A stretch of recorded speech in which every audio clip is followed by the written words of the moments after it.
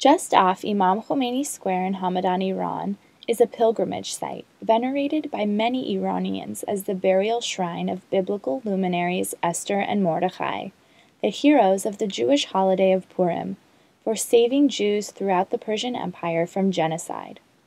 Little known outside of Iran, secrecy, indeed a double secret, shrouds the shrine.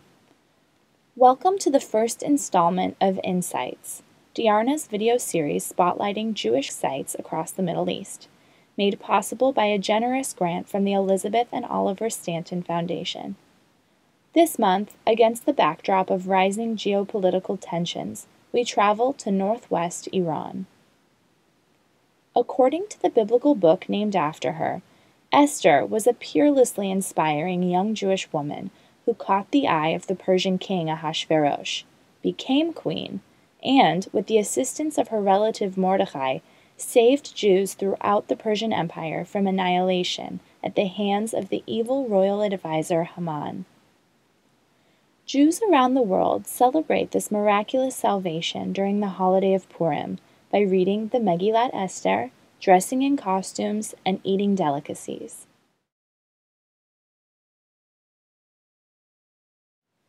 Iranian Jews similarly mark the holiday, but for centuries have also made a pilgrimage to this shrine, which features intricate wooden sarcophagi and special sections for lighting candles in venerations of its namesakes.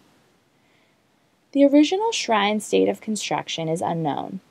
Its date of destruction at the hands of Mongol invaders purportedly occurred in the 14th century.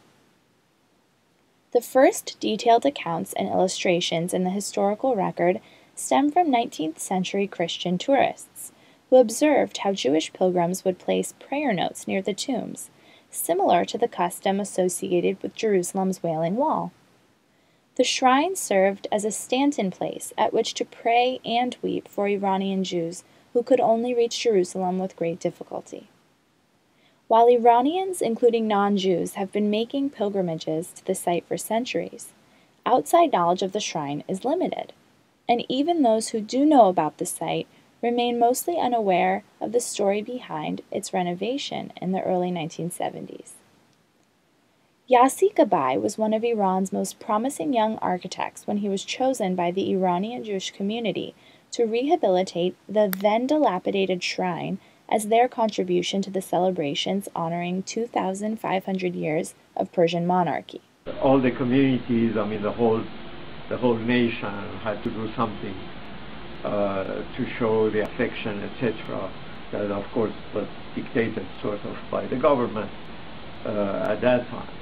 And the Jewish community decided, instead of putting the balloons or arches or light bulbs and color things, instead of that, they decided just to do something that remains forever. And so they decided to renovate and restore the Esther tomb in Hamadan.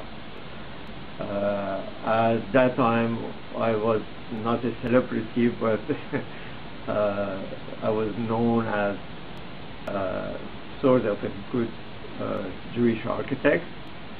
So I was commissioned to do the job. I had my thesis in École des Beaux-Arts in Paris when I was graduated in architecture on the same subject, but they didn't know about it. That was why I was quite as much excited that at that time it was just a science fiction project, but now it's the real work. So with speed of light, of course, we started to do the job because we had a deadline for the celebrations. And at the time, the entrance to the tomb was from a very small dirt alley, very poor situation, and the whole building was in a very bad shape. The Jewish community, with their own money, they bought all the properties next to the tomb and used new part of the purchased property in order to create a very elegant access. Gabai's renovation preserved the shrine's Persian and Islamic architectural elements, while making it accessible from the main street via a bridge spanning the new courtyard. He added an iconic fence featuring a Jewish or six-point star combined of two triangles motif inspired by an Esfahani mosque ceramic. Alongside the shrine itself, Gabai built a subterranean synagogue with a roof ornament in the shape of a Magen David, quite possibly making Iran home to the only Jewish star visible from space. The question of whether the shrine actually marks the resting place of Esther and her uncle remains unanswered and is perhaps unanswerable. During the 19th century, an American Christian pilgrim offered her own insight on the effectual significance of the shrine, as well as the 2,700-year-old Persian Jewish community that guards it. Beside the tomb of Esther, the lowly race she saved have kept loving watch through all the weary ages. More wonderful than any ancient monument are these Jews themselves, lineal descendants in blood and faith of the tribes of Israel, and the only vestige of the truly olden time which entirely defies decay and dissolution.